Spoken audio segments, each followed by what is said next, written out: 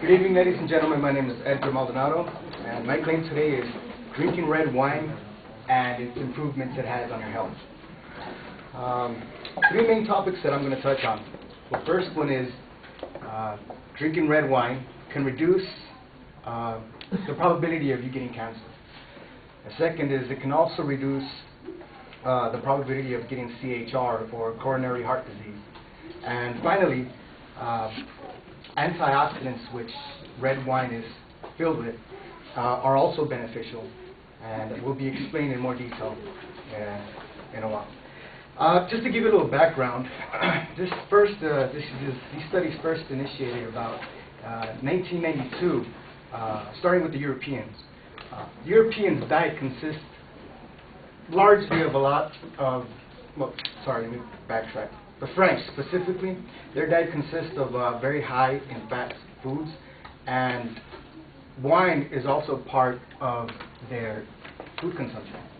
One thing that came out of a couple of studies that had to do with disease in Europe was the fact that the French had a lesser percentage of diseases, and as a result, one of the reasons was due to their wine consumption.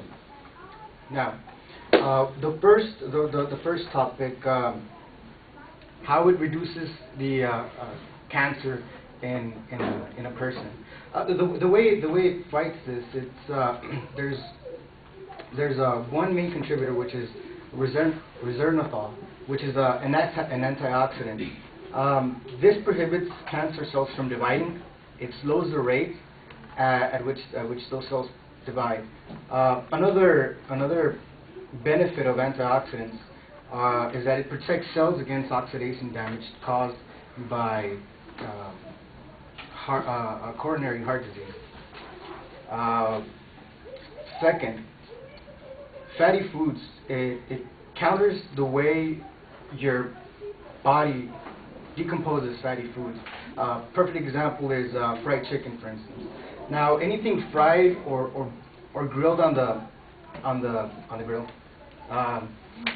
it increases the amount of toxic heterocyclic amines. That's abbreviated. That's a THC. THA, I mean.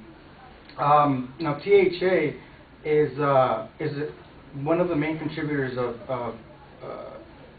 it's one of the contributors of mutagenic agents, and what this does is it causes regular human cells not to divide or as they normally would.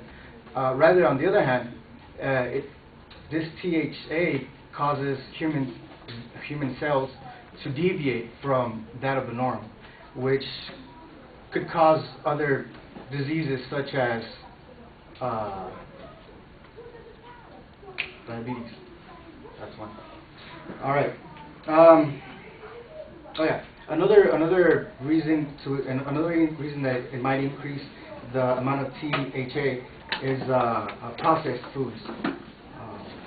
Now, the third one. Sorry. Antioxidants are beneficial. They're beneficial in a variety of ways, and I'm just going to concentrate on two for right now. Well, three if you include the one that I previously mentioned. Flavonoids help in the reduction of low-density lipoprotein, which is bad cholesterol. And the way it does this is by increasing the amount of high-density lipoprotein, which is a good cholesterol. Another antioxidant is isoflavones. Now this is particular to women. This particular antioxidant is structured in such a manner that it's almost identical to the structure of estrogen. Yeah, estrogen. And as a result, when it's produced in the body, it kind of has a tug-and-war fight for a receptor. So, in other words, you have estrogen and you have the antioxidant isoflavones, which compete for the same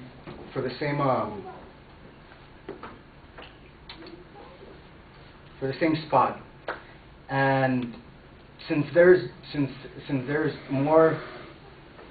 could be more of that antioxidant, it could reduce the amount or the probability of getting menopausal symptoms.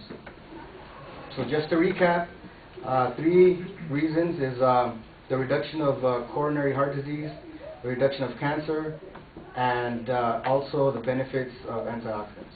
Thank you.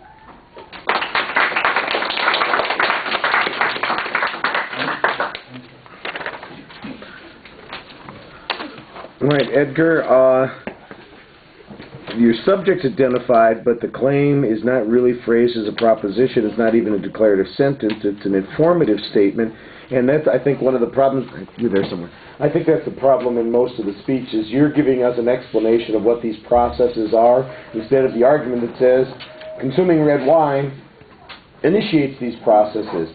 Consuming red wine initiates these processes more effectively than some other food does. Our failure to consume red wine means that these processes are not going to be put into place. So you're giving us an expository speech on how elements of the body can fight off certain kinds of disease, but I didn't even hear the information that said that wine is the thing that triggers all of those things. You don't really have that in your speech. You've just got the explanation of what the underlying processes are. So you're giving us information instead of an argument. There might be an argument there like I said, there's some discussion about whether or not alternative diets are more effective at getting us those kinds of things. You mentioned at one point the flavonoids. Is wine the only place to have flavonoids? First of all, I didn't hear any information that said wine had flavonoids. Second, is it the only kind of food that has those kinds of flavonoids? Is it more effective to get it from that than it is from chocolate or other green beans or something like that? I'm just not sure. So I'm not sure where the controversy is. You get sidetracked on the discussion about the French diet and their foods. That might be good background information, but it's got to be a lot shorter, a lot more condensed so that you can focus on what your claim is. So I think you've got an idea here, but it's not developing as an argument. It's developing in a completely different way, and you need to focus on where's my controversy, what inferences do I have to make, as opposed to what descriptions of things that happen in the body. Well, what's it mean? If everything that you say is true, what does it mean? Well, it ultimately means we should drink more. That's basically what your claim is, and that's where the argument is underdeveloped. All right, thank you all very much.